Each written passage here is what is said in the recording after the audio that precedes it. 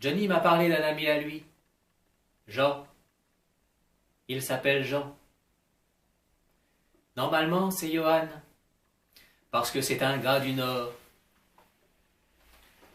Les gens du Nord ne savent pas prononcer le je, ils disent yeux. Quand ils vous parlent de yeux, c'est qu'ils ont envie de jouer avec vous.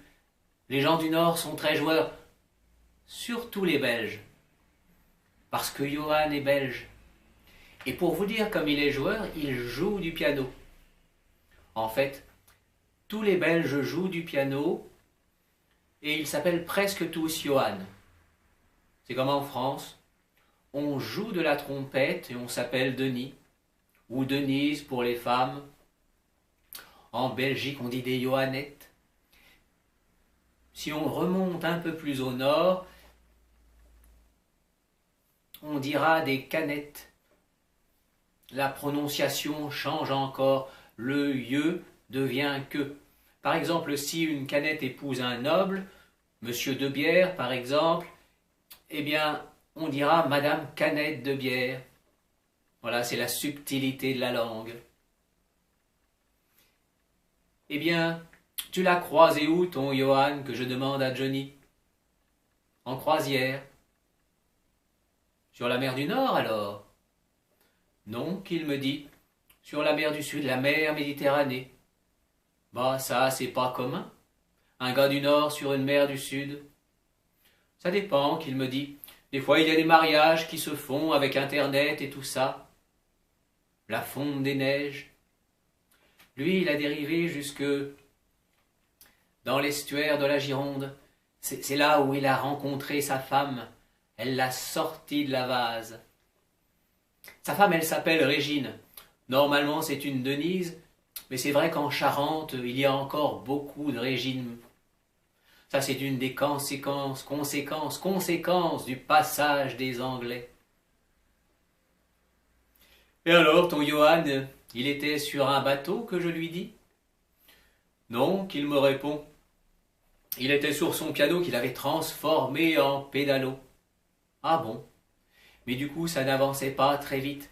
Et c'est là où j'ai su que les pédales d'un piano et les pédales d'un pédalo, c'est pas le même mouvement. Du coup, ça l'épuisait, une petite tension dans les mollets. Et puis, ce qui l'énervait, c'était toutes ces moules qui se collaient au pied du piano et qui freinaient son allure. Elles se foutaient de sa gueule et il ne pouvait pas les manger. Les moules, c'est très rieur, comme les mouettes. Alors il a croisé un vrai marin, avec un vrai bateau, un bateau à voile. Bien sûr, il a cherché la vapeur, mais le capitaine lui a dit que pour la vapeur, on verrait plus tard. Au début, ils ont mis le piano sur le pont, mais dès qu'il y avait une petite vague, le bateau se renversait. Il a essayé de jouer avec un scaphandre, mais avec la voile sous l'eau, ça n'avançait pas beaucoup. Alors ils ont fini par larguer le bateau au large des îles de Lérins, et quand il veut jouer, il descend en scaphandre. Il peut même ramener des moules pour le petit déjeuner, c'est tout bénéfice.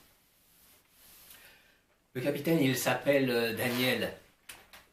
Normalement, c'est Denis parce qu'il est français, mais c'est un marin du Sud.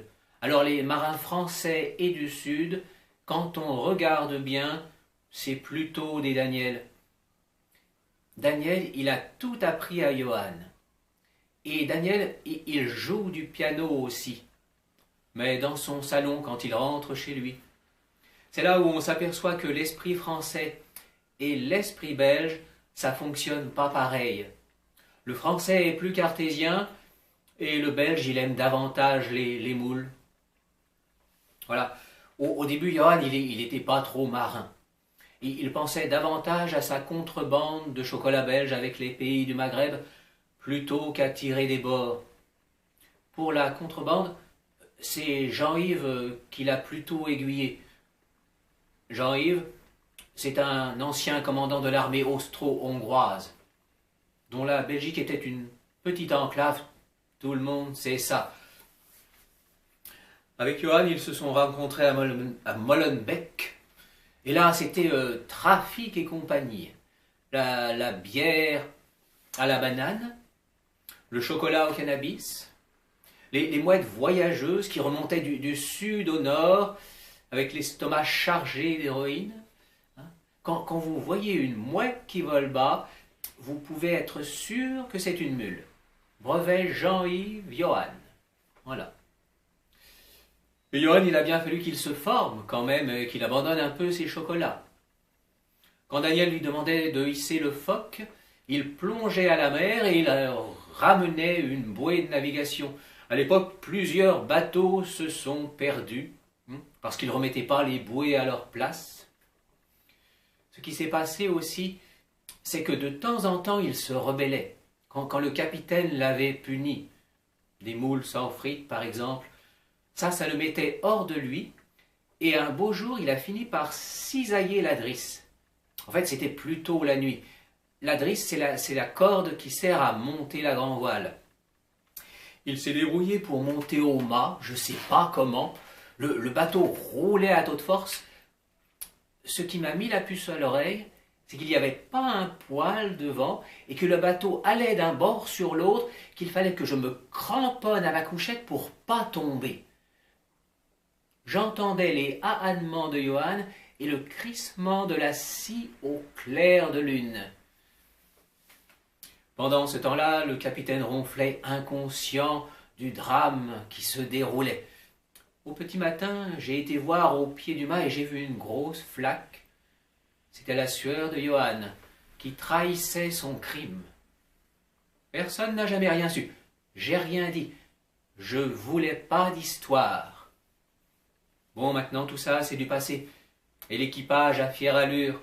Allure d'autant plus vive quand les moules frites sont annoncées au port. Eh bien, tu en connais des lascars, mon Johnny? Oui, qu'il me dit, la fine fleur de la marine internationale.